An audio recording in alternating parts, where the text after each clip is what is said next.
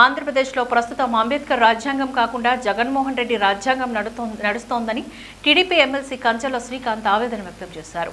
ABN photographer కృష్ణపైన YCP మూకలు దాడి చేయడాన్ని నిరసిస్తూ చిత్తూరు జిల్లా కుప్పం ఆర్టీసీ బస్టాండ్ వద్ద గల అంబేద్కర్ విగ్రహం ముందు టీడీపీ శ్రేణులు ఆందోళన చేపట్టాయి. అనంతరం కుప్పం డీఎస్పీకి ఫిర్యాదు చేశారు. ఈ సందర్భంగా ఎమ్మెల్సీ కంచెల శ్రీకాంత్ మాట్లాడుతూ రాష్ట్రంలోని గతంలోని రాజశేఖర రెడ్డి ప్రభుత్వంలో బాబాసాహెబ్ అంబేద్కర్ రాజ్యాంగం కాకుండా రాజారెడ్డి రాజ్యాంగం నడుస్తూ ఉండేదని చాలా రోజులు అనుకున్నాం. ఇప్పుడు రాష్ట్రంలోని జగనన్న రాజ్యం నడుస్తున్న పరిస్థితి చూస్తున్నామని ఆక్షేపించారు. ప్రశ్నించిన ప్రతిపక్ష నేతలు కార్యకర్తలను మీడియాలపైన అక్రమ కేసులు పెట్టి వేధిస్తున్నారని మండిపడ్డారు. ఏబీఎన్ ఫోటోగ్రాఫర్ కృష్ణపైన దాడి ఘటనపైన కఠిన చర్యలు తీసుకోవాలని డిమాండ్ చేశారు. అందరికీ నమస్కారం. నిన్న ఆంధ్రప్రదేశ్ ప్రజాస్వామ్యలో ఒక చీకటి రోజు. ఎందుకంటే 2019లో వైఎస్ఆర్సీపీ ప్రభుత్వం వచ్చిన దగ్గర నుంచి అంబేద్కర్ రాజ్యాంగం కాకుండా రాజారెడ్డి రాజ్యాంగం నడుస్తుందని చాలా రోజులు అనుకున్నాం.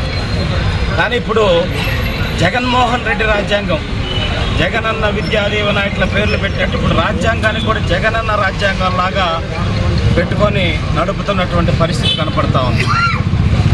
2019 నుంచి అధికారంలోకి వచ్చిన తర్వాత తెలుగుదేశం పార్టీ నాయకుల మీద, కార్యకర్తల మీద, అలాగే ఎవరైనా సమస్యలు ఏదన్నా ఉన్నాయని చెప్పనేసి ప్రశ్నిస్తే వాళ్ళ మీద ఏ విధంగా కేసులు పెట్టడం, ఏ విధంగా దాడులు చేయటం, ఇవన్నీ కూడా మనం చూస్తూ వచ్చాం.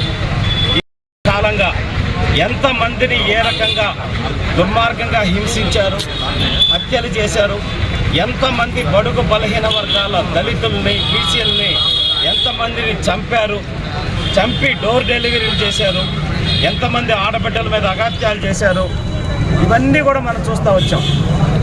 ఆ స్టేజ్ దాటిపోయి ఈరోజు పత్రికా ప్రతినిధుల మీద నిన్న అనంతపురంలో సాక్షాత్తు ముఖ్యమంత్రి జగన్మోహన్ రెడ్డి గారు మాట్లాడుతున్నటువంటి సభలో కవర్ చేయడానికి, మీడియా న్యూస్ని దాన్ని కవర్ చేయడానికి వెళ్ళిన ఏబీఎన్ ఆంధ్రజ్యోతికి సంబంధించిన కెమెరామెన్ శ్రీకృష్ణ గారి మీద అతి కిరాతకంగా, అరాచకంగా ఏ విధంగా మనం వీడియోలు మొత్తం చూసాం.